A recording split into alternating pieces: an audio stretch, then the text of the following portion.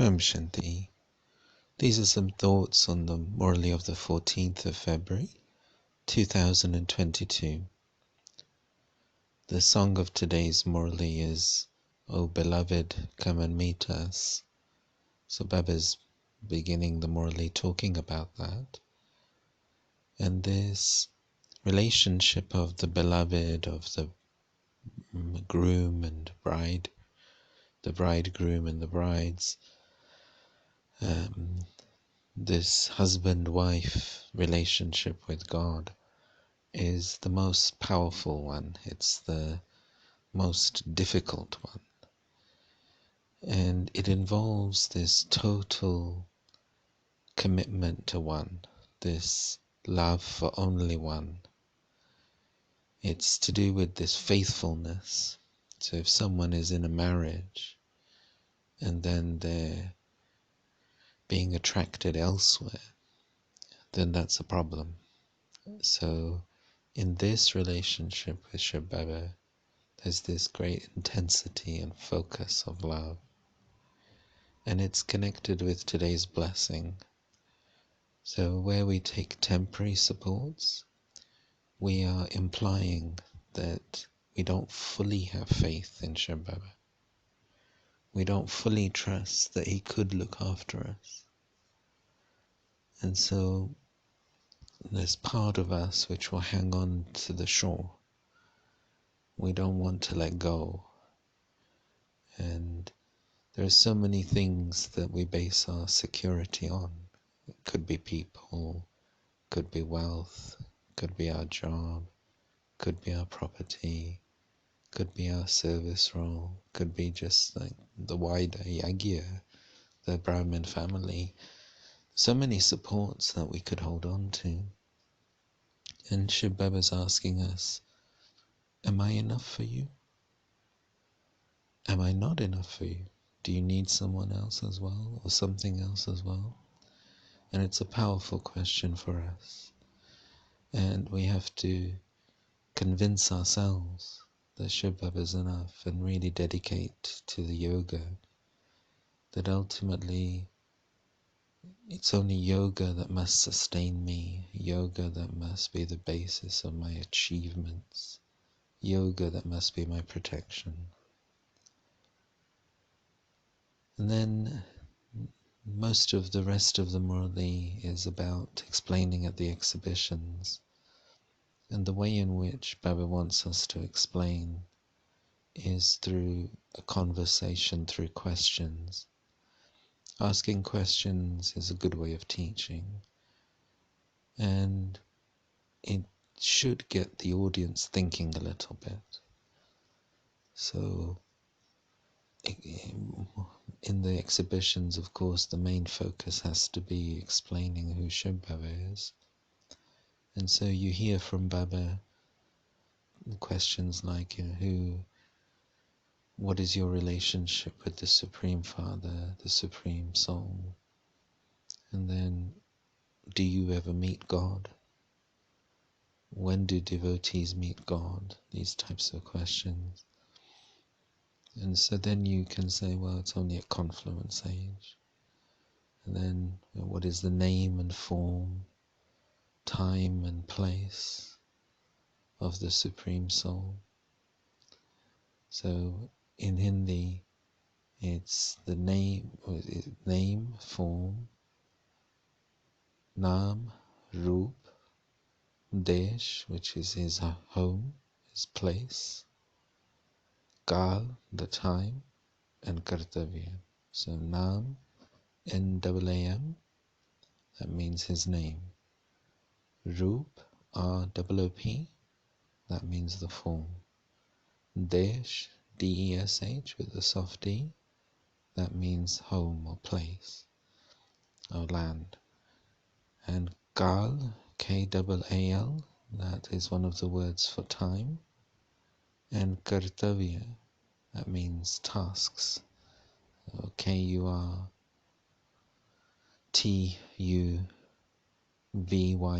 with a soft T, Kartavya, that means tasks. So this is how we teach teachers. to explain. Naam, Roop, Desh, Kal, Kartavya. And so you run through these 5 things when you're explaining who Shiv Baba is. And as Baba says that there are many theories of omnipresence and like this sort of unlimited light. So he has no name, he has no form. And so Baba gets us to challenge those things. And who do you remember if he has no name and form? And in some Murlis, Baba says that there's no such thing. There's something without a name and form. That means it doesn't exist. But he does have a specific name and form and place he lives, and also a role in the drama. But it's at a particular time. And Baba's been mentioning about these Shiva temples with the bull being depicted in them, and Shiva being shown in the forehead of the bull. So these are all images which can be explained to Hindu audiences. And then you've also got so many other temples, and Mama and Baba, they're worshipped in their confluence aged form as the world mother and the world father. And then they're also worshipped as Lakshmi and Narayan. And Baba's pointing out that even those temples have a difference in splendor. Mama and Baba lived very simply, particularly in the 1950s and 60s. And those temples are shown with that simplicity. Whereas the temples to, and Baba was saying there's even a temple to Jagadamba, the world mother, where she is a dark image, a black idol. And of course, we know that these are old bodies, aren't they? That we are becoming pure inside of these old bodies. So Mama's soul was also in an older body of the Iron Age. And so these things are then depicted. And people don't know the symbolic meaning, but they do create these symbols. In 1 or 2 Murlis, Baba has said that he really admires the devotees, how they create these symbols. And there is so much meaning in them, even if they don't know what that is. And then as Lakshmi and Narayan, of course, they have all of the resources of the world. So those temples are more splendid even now. So in this way, Baba's saying you can, if it's a Hindu audience, then you can explain these things in this way.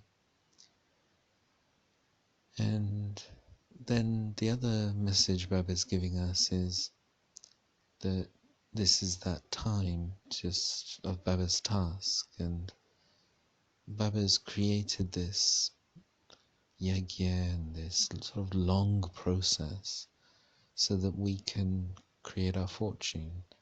Shiv Baba could just finish things off really quickly, but he's doing it in partnership with us because we have to accumulate for the next cycle, and we've got to finish off the burdens of this cycle. And so Baba's saying that it's an opportunity. Shiv Baba doesn't actually need anything from us, but he'll multiply anything that we contribute to this task: body, specialities, wealth, time, thoughts, anything. So might as well just take the opportunity. We don't get it in any other birth, and we never know how long it'll last in confluence age. So Baba's offering to multiply everything multi-million fold. So we just take the opportunity. And then through that, Baba's saying that you've got to also focus on your yoga and purifying yourself and clearing away all sorts of impurity from the past.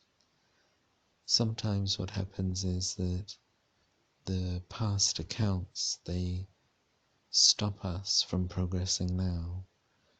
And so the karmic accounts we've created through lust and anger, attachments, any other vice, they come in the form of powerful sanskars. So they'll keep pulling us. And this is why we've got to focus on our Amrit Vela, because as we develop our Amrit Vela, we'll clear the accounts through those vices, and then they won't pull us in the form of powerful sanskars. Om Shanti.